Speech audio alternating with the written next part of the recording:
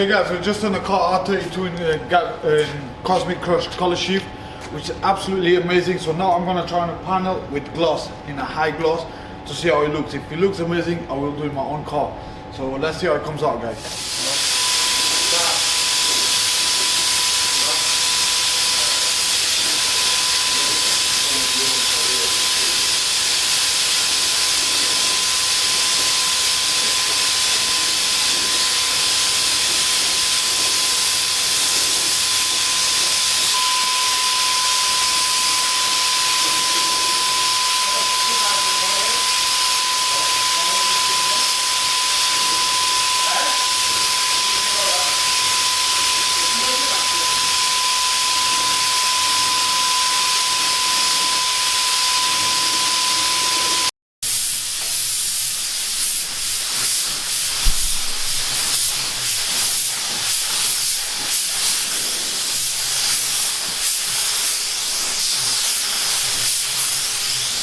Right guys, and this is the final result in Cosmic Crush Colorshift in high gloss.